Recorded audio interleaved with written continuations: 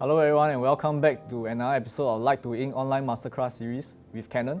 I'm Jimmy Chan and today we'll be going through some photo tips and tricks with the Canon EOS R system and what I love about the RF lenses. So let's start with what gears I'm using at the moment. So I'm using the Canon EOS R camera.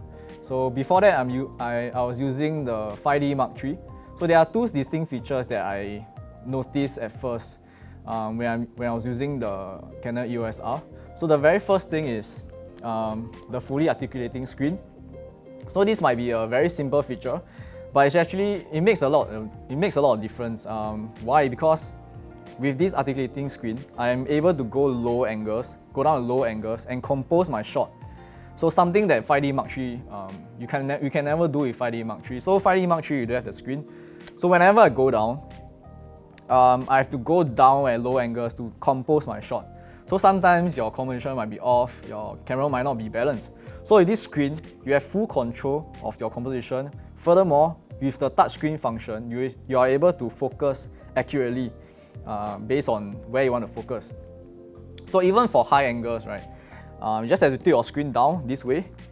And if you are at high angles, you are able to see your shot accurately and compose it to the way you want it and focus. Yeah, instead of you just doing it trial and error based. Okay, the second feature, which is the dual pixel AF. So that really helped my photography because I'm able to focus accurately at low light conditions, something I was never able to do with the 5D Mark III. With additional focus points, I'm able to focus accurately even at low light conditions. So nothing feels worse than missing your shot, having an unfocused shot. So that will ruin everything. So with this function, I'm able to get accurate and precise shots every time. So let's move on to RF lenses. So I'm currently using two RF lenses, the Canon RF 2870 f2.0 USM and the Canon RF 7200 f2.8L IS USM. So let's talk about the 2870. So 2870 is a beast of a lens. It's one of the most unique lenses I've ever gotten my hands on. So it's suitable for most type of photography. There's portraits, there's events. Experienced photographer will tell you that they didn't have to change lens throughout their whole shoot. That's because it's at f2. It's essentially a multiple prime lens built into one lens. So I tried portraiture using this lens.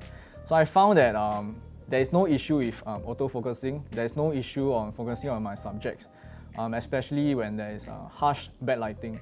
So the bokeh are perfect, the colors are on point, and details are sharp. And I also tried street photography using this lens. So one of my favorite locations to shoot in Singapore, which is the Jurong Fish Port. Most of you or some of you might know that most of the action happens late at night. So at around 1-2 a.m. The activity is very high, so it's a very narrow space. But because of this, right, it's actually very tricky to shoot because in low light situation, your shutter speed might not be high. Most of the cases, you might compensate your shutter speed with high ISO. But because of the f2.0, I didn't have to compromise the quality of the photo with high ISO, which might result in high noise. So I'm able to get the precise shot and accurate shot given the circumstances of the place. Okay, another function of this lens is the durability of the lens. Because of how well built it is, the weather resistance function of this is quite on point. I've used this lens to shoot in the middle of the rain in Chinatown. So one of my favorite photos was shot in the middle of the street when there's a heavy downpour.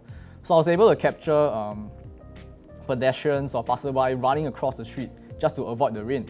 I had the umbrella with me that time, but the wind was blowing pretty strong, so my lens was wet. But that didn't affect the function of the lens after the session, so it just goes to show how strong the weather resistant function and feature of the lens is. Alright, so let's talk about the RF7200 lens. The first thing you'll notice that this lens is actually shorter in size compared to its EF counterpart. So this is one of the main distinct features of your lens. So because it's so compact, one thing I realized in street photography is that your subject will be intimidated by the size of your lens. So with this compactness of the lens, my subject feel at ease. when they see your lens, they won't really shy away, or they won't really think that you're a reporter or something on a professional field. So with the lightweight of the lens, right, you can actually shoot for longer periods of time, and you move around more comfortable as well because it's not as bulky as it is before. Another important feature of this lens is actually the IS stabilization.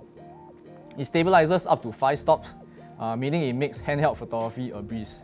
So especially in low light conditions, right, where the chances of you getting blurry images are really high just because of the slower shutter speed. But because of this IS, it compensates for that and it makes your photos accurate and precise. Alright, so let's talk about a few photo tips on how you can use it for your photography. So photo tip 1, which is to incorporate simple concepts in your photos. So for example, reflection from puddles. So let's take a look at one of the photos example here. Okay, so for this photo, I went to a low angle with my fully articulating screen function of the EOS R, just to create a symmetry of Marina Bay Sands itself. So if you actually go at a high angle, you won't be able to create this symmetry, this perfect symmetry. So in this case, because there is symmetry, right, it actually looks more pleasing to the eye. You create more details and you draw attention to the photo. Right, let's move on to the next image. So for this image, you can actually see a group of people practicing Tai Chi.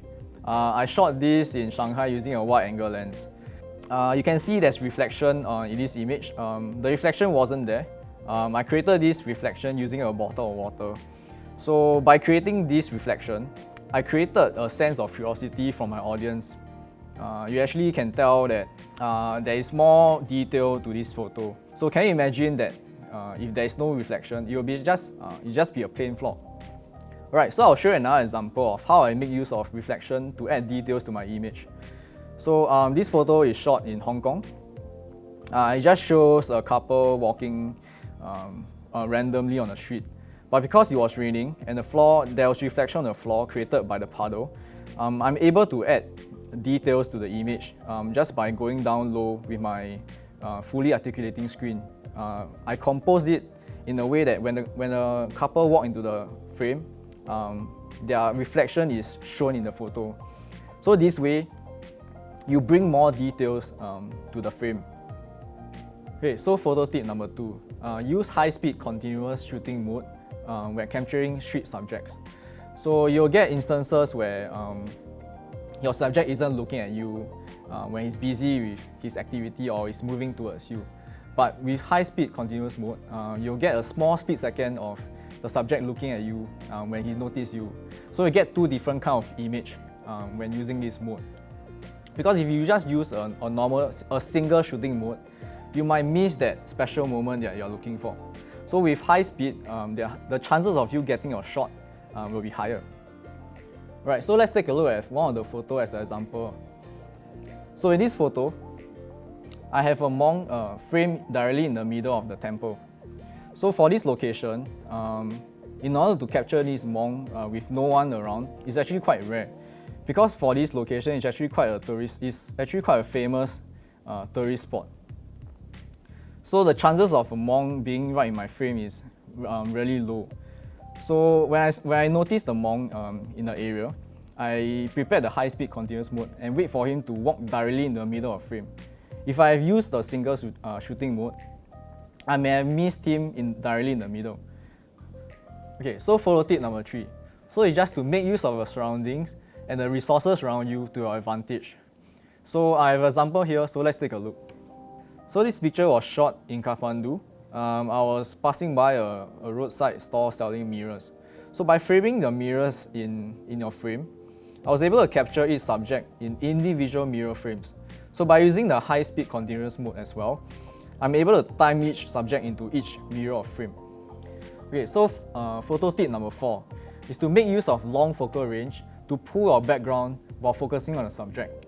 It works well with messy and crowded environment while maintaining focus of your subject of interest.